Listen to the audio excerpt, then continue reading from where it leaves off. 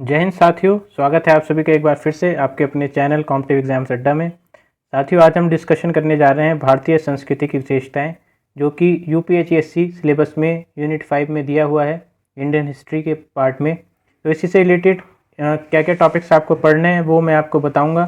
साथ ही जो इसका थ्योरी वाला पार्ट है वो आज हम इस वीडियो में पूरा कवर कर लेंगे। तो वीडियो को देखिए, पूरा देखें तभी फ़ायदा आपको मिलेगा। और इसके अलावा एक चीज़ और जो मैं आपसे कहना चाहता हूँ कि अगर आपको मेरा जो कंटेंट है या मेरा पढ़ाने का तरीका आपको पसंद आता है तो आप बिल्कुल इन वीडियोस को शेयर किया कीजिए। और इसी से देखिए, मेरा और कोई पर्पज़ नहीं है, पर्पज़ है कि मुझे एक फीडबैक की तरह मैं इनको लेता हूँ और उसी के बेसिस पे आगे मैंने एक जो आपको कहा था कि पूरा जो जीएस का पोर्शन है यूपीएचएससी का वो मैं कवर कराऊंगा अगर मुझे अच्छा फीडबैक मिलता है। तो देखिए, शुरू करते हैं। भारतीय संस्कृति वाला जो पार्ट है वो काफ़ी इंपॉर्टेंट पार्ट है। यहाँ से आपके एक से जो 2 क्वेश्चन हैं वो बिल्कुल बन सकते हैं। एक क्वेश्चन तो आप बिल्कुल मान के चलिए। और आपको देखिए इसमें से क्या क्या रीड करना है वो मैं आपको बता देता हूँ। देखिए, डांस फॉर्म, ये जो मैं आपको बता रहा हूँ यहाँ से डायरेक्टली क्वेश्चन मैंने एनालिसिस किया है प्रीवियस ईयर क्वेश्चन पेपर्स का, तो डायरेक्टली बिल्कुल एज सच क्वेश्चन नहीं मिला है बुद्धिज़्म जैनिज़्म से को छोड़कर। बिल्कुल डायरेक्टली क्वेश्चन नहीं मिला है, लेकिन अगर यहाँ से क्वेश्चंस बन रहे हैं तो आने वाले एग्जाम में भी क्वेश्चन बन सकता है। और आप बिल्कुल समझ सकते हैं कि कोई भी पोर्शन छोड़ना बिल्कुल एक सुसाइड की तरह होगा। और आप 1 मार्क से भी जो है मैंने देखा है कि बहुत सारे स्टूडेंट्स रह जाते हैं। तो इसलिए 1 मार्क जो है बहुत इंपॉर्टेंट है। कोई भी टॉपिक ना छोड़ें, उसका चाहे छोटा मोटा जो आप एक पार्ट है वो ज़रूर पढ़ें। एक ओवरव्यू आपको रहेगा तो आप बिल्कुल इसको कर सकते हैं। तो आइए देख लेते हैं पहले कौन कौन से इंपॉर्टेंट टॉपिक्स बन सकते हैं। तो देखिए, सबसे पहले तो डांस फॉर्म्स आपको पता होनी चाहिए। जो क्लासिकल इंडियन डांस फॉर्म्स हैं वो तो बिल्कुल आपको पता होनी चाहिए। जैसे जो है कुचिपुड़ी कौन से स्टेट से है, और भरतनाट्यम कौन से स्टेट से है, मोहिनीपट्टम कौन से स्टेट से है। इस तरीके की चीज़ें आपको बिल्कुल पता होनी चाहिए। साथ में जो फोक डांसेज हैं वो यूपी के तो आपको ज़रूर पता होनी चाहिए। देखिए, पूरे ऑल इंडिया अगर आप कवर करेंगे तो बहुत सारे फोक डांसेज हो जाएंगे, लेकिन इसलिए यूपी ओरिएंटेड एग्जाम है तो यूपी का आपको ज़रूर पता होना चाहिए। इसके बाद में देखिए म्यूज़िक, तो म्यूज़िक में आपको क्लासिकल म्यूज़िक पता होना चाहिए। इसके बाद में देखिए रिलीजन का जो पार्ट है ना, काफ़ी इंपॉर्टेंट है। रिलीजन के पार्ट में आपको हिंदुज़म, जैनिज़्म, बुद्धिज़्म और क्रिश्चियनिटी, इस्लाम, ये सब पढ़ना है।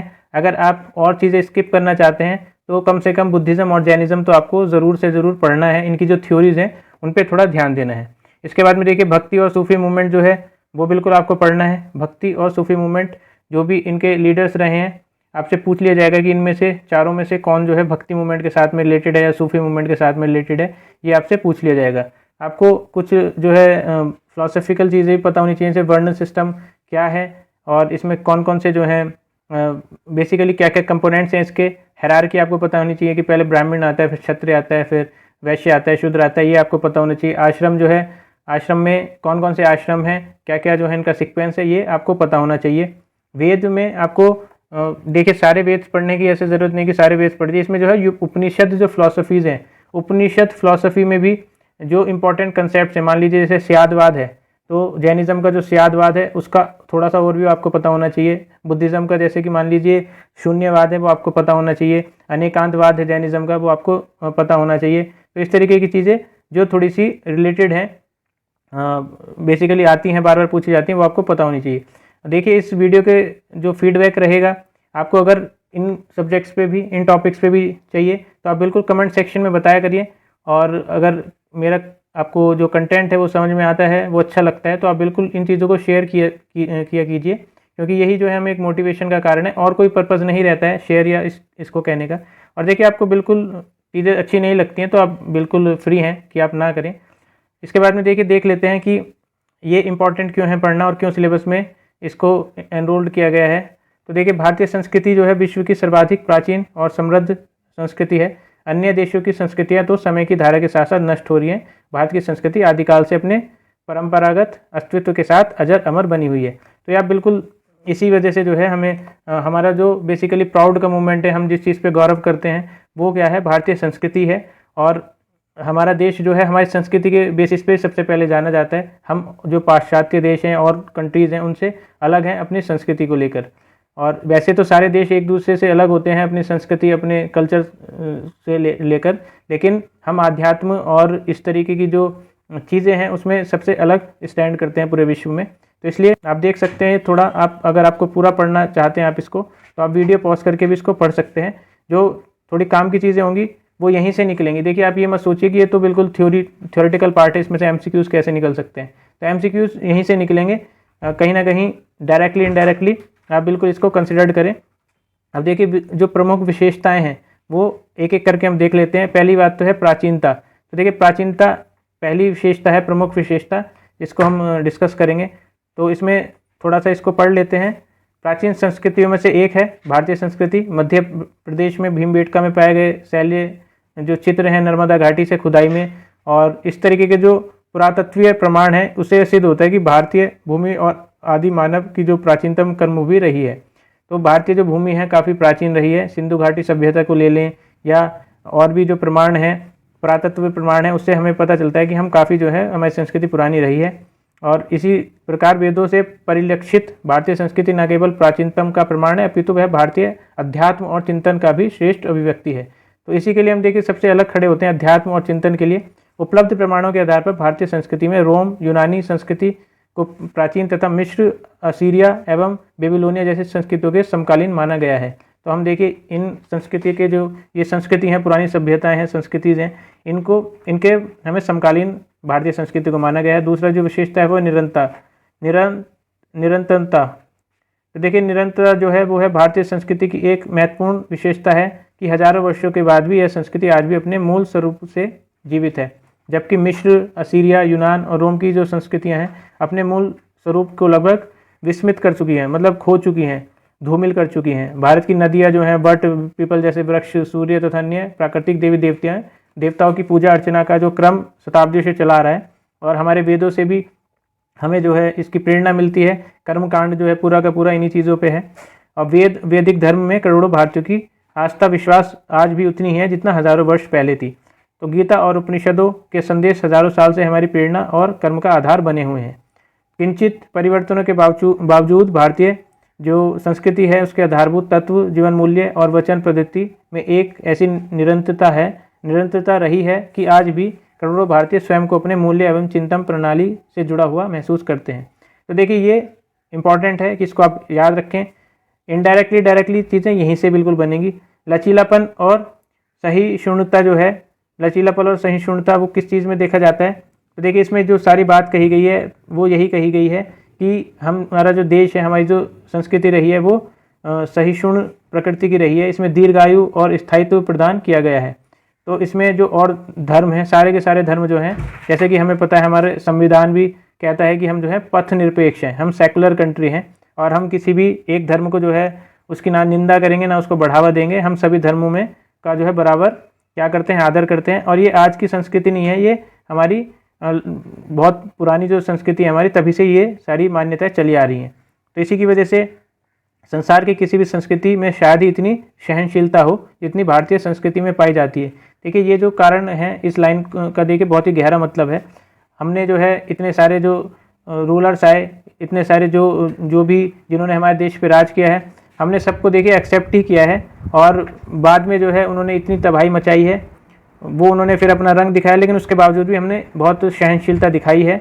भारतीय हिंदू किसी देवी देवताओं की आराधना करें या ना करें, पूजा हवन करें या ना करें, आदि स्वतंत्रताओं पर धर्म या संस्कृति के नाम पर कभी कोई बंधन नहीं लगाए गए हैं। इसलिए प्राचीन भारतीय संस्कृति के प्रतीक हिंदू धर्म को धर्म न कहकर कुछ मूल्यों पर आधारित एक जीवन पद्धति की संज्ञा दी गई है, और हिंदू का अभिप्राय किसी धर्म विशेष के अनुयायों से न लेकर भारतीय से लगाया गया है। तो देखिए ये हिंदुत्व की हिंदू धर्म की जो है वो सनातन धर्म जो है बेसिकली उसके बारे में बताया जा रहा है कि ये एक तरीके से पद्धति है, जीने का तरीका है। और भारतीय संस्कृति के इस लचीलेपन स्वरूप में जब भी जड़ता की स्थिति निर्मित हुई है, तब भी किसी न किसी महापुरुष ने गतिशीलता इसको प्रदान की है।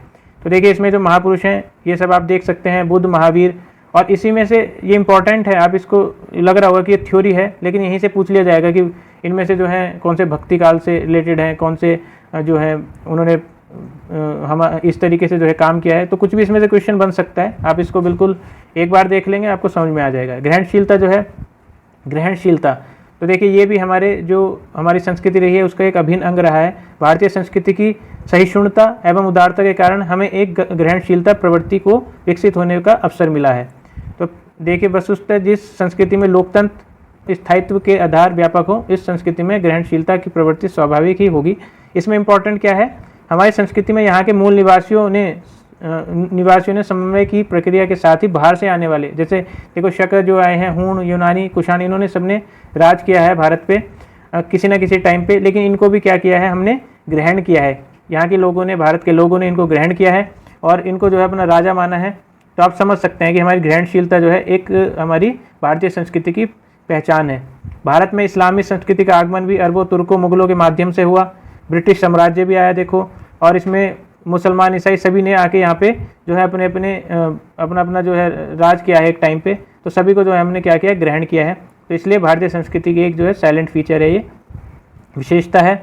आध्यात्मिकता और भौतिकता का समन्वय, तो ये भी देखिए एक बहुत अच्छा, मैं कहूँगा सबसे इम्पॉर्टेंट एक फैक्टर है जो कि भारतीय संस्कृति का है। भारतीय संस्कृति के आश्रम व्यवस्था के साथ धर्म, अर्थ, काम, मोक्ष जैसे 4 पुरुषार्थ हैं। तो देखिए ये सब चीज़ें आपको पता होनी चाहिए कि पुरुषार्थ कौन कौन से हैं, पूछा जा सकता है बिल्कुल। इसको आप फिलॉसफी का क्वेश्चन ना माने, ये बिल्कुल जीएस के क्वेश्चन में जो भारत की जो विशेषताएं हैं संस्कृति की, उसमें पूछा जा सकता है। देखिए वस्तुतः इन पुरुषार्थ ने भी भारतीय संस्कृति में आध्यात्मिकता के साथ भौतिकता का एक अद्भुत समन्वय दिया है। क्योंकि देखिए इन पुरुषार्थ में जो अर्थ वाला पुरुषार्थ है वो क्या कहता है, वो यही कहता है ना कि आपको जीवन जीने के लिए कमाना भी पड़ेगा और देखिए खर्च भी होंगी चीज़ें, तो इसलिए आपको इतना आप कमा लीजिए कि आपको जो है एटलीस्ट आप भूखे ना मरो। तो ये भी जो है इम्पॉर्टेंट है। और इसी के साथ में हमारी जो संस्कृति है उसने भौतिकवाद और देखिए अध्यात्म जो है, जैसे कि धर्म हो गया, मोक्ष हो गया, ये इनमें समन्वय स्थापित किया है। हमारी संस्कृति में जीवन के ऐहिक और पारलौकिक दोनों पहलुओं से धर्म को संबद्ध किया गया था। धर्म उन सिद्धांतों, तत्वों और जीवन प्रणाली को कहते हैं जिससे मानव जाति परमात्मा प्रदत्त शक्तियों के विकास से अपना लौकिक जीवन सुखी बना सके तथा मृत्यु के पश्चात जीवात्मा शांति का अनुभव कर सके। तो देखिए शरीर जो है नश्वर है, आत्मा अमर है। यह अमरता मोक्ष से जुड़ी हुई है और यह मोक्ष पाने के लिए अर्थ और काम के पुरुषार्थ करना भी ज़रूरी है। तो देखिए क्वेश्चन यहीं से अगर इस तरीके से पूछा जा सकता है कि जो बेसिकली मोक्ष है वो किस चीज़ से जुड़ा हुआ है, इस तरीके से पूछा जा सकता है। तो अर्थ और काम इन सब से जुड़ा हुआ है मोक्ष भी, और इनके बिना जो है मोक्ष एक तरीके से ये रास्ता दिखाया गया है हमारे जो वेद हैं, हमारे जो धर्म ग्रंथ हैं उन्होंने। और इसी प्रकार भारतीय संस्कृति में धर्म और मोक्ष, आध्यात्मिक संदेश एवं अर्थ और काम की भौतिक अनिवार्यता परस्पर समृद्ध है। तो बेसिकली देखिए ये चारों चीज़ें ही इंपॉर्टेंट है। आध्यात्मिकता और भौतिकता के इस समन्वय में भारतीय संस्कृति की वह विशिष्ट अवधारणा परिलक्षित होती है जो मनुष्य के इस लोक और परलोक को सुखी बनाने के लिए भारतीय मनुष्यों ने निर्मित की है। और सुखी मानव जीवन के लिए ऐसी चिंता विश्व की अन्य संस्कृतियाँ नहीं करती। तो यही अंतर है हमारी संस्कृति में और विश्व की जो संस्कृतियाँ उनमें। साहित्य, संगीत, कला की संपूर्ण विधाओं के माध्यम से भी भारतीय संस्कृति के इस अध्यात्म एवं भौतिक समन्वय को सरलतापूर्वक समझाया जा सकता है। तो देखिए कुछ ऐसी जो कलाएं होती है हमारे यहाँ संगीत के माध्यम से, देखिए पूरा जो भक्ति मूवमेंट था वो कहीं ना कहीं संगीत के बेसिस पे ही, ऐसे कबीर जी ने ऐसी ऐसी बड़ी बड़ी चीज़ें समझा दी हैं संगीत के माध्यम से, पद के माध्यम से, पोएम्स के माध्यम से। तो आप समझ सकते हैं इसमें काफ़ी रोल रहा है। और ये सारी चीज़ें जो हैं इंटरमिक्स्ड हैं। हम ये नहीं कह सकते कि संगीत अलग है हमारी संस्कृति से। तो हमारी एक संगीत के तौर पे भी हमारी एक संस्कृति रही है, कला के तौर पे भी हमारी एक संस्कृति रही है। तो इसलिए ही मैंने शुरू में आपको बताया था कि ये टॉपिक्स कवर करना भी थोड़ा सा ज़रूरी है। अब देखिए अनेकता में एकता जो है, ये तो हमारे जो बेसिकली फ्रेटर्निटी वाला पार्ट है हमारे कॉन्स्टिट्यूशन में, हमारे संविधान में, उसमें भी है ये। और ये हमारे संस्कृति का एक अभिन्न पार्ट है। और इसमें भौगोलिक दृष्टि से भारत विविधताओं का देश है। देखिए यहाँ पे कई सारे जो हैं आप देख सकते हैं कि इतनी सारे जो हैं छोटे छोटे कल्चर्स में डिवाइडेड है, इतनी सारी जो है भाषाएं हैं। उसके बावजूद भी फिर भी सांस्कृतिक रूप से एक इकाई के रूप में इसका अस्तित्व प्राचीन काल से बना हुआ है। इस विशाल देश में उत्तर का पर्वतीय भूभाग जिसकी सीमा पूर्व में ब्रह्मपुत्र और पश्चिम में सिंधु नदियाँ तक विस्तृत हैं। इसके साथ ही गंगा, यमुना, सतलुज की उपजाऊ कृषि भूमियाँ, विंध्य, दक्षिण तथा वनों में आच्छादित पठारी भूभाग। तो ये देखिए थोड़ा सा भौगोलिक क्षेत्र दिया हुआ है। इतनी सब जो है विविधताएं हैं हमारे देश में, सभी चीज़ें मिल जाएंगी आपको। असम मेघालय का जो अतिवृष्टि का शुरू में क्षेत्र सम्मिलित है।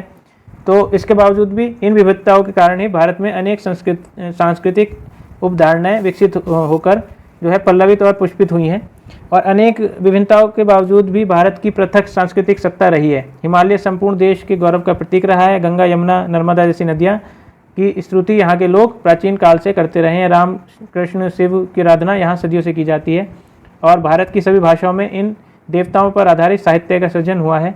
तो देखिए सारी भाषाएं, चाहे तमिल हो, आप साउथ में भी देखेंगे तो साउथ में भी जो है तमिल भाषा में भी काफ़ी जो संगम लिटरेचर है उसमें भी इस तरीके की बहुत सारी बातें कही गई हैं। उत्तर से जो है दक्षिण और पूर्व से पश्चिम तक संपूर्ण भारत में जन्म, विवाह, मृत्यु के संस्कार एक समान प्रचलित हैं। विभिन्न रीति रिवाज, आचार व्यवहार, तीज त्यौहार भी समानता है, इनमें भी समानताएं हैं। भाषाओं की समानता है। संगीत के 7 स्वर, नृत्य के त्रिताल जो है संपूर्ण भारत में समान रूप से प्रचलित हैं। भारत अनेक धर्मों, संप्रदायों, मतों और पृथक आस्थाओं में विश्वासों का महादेश है।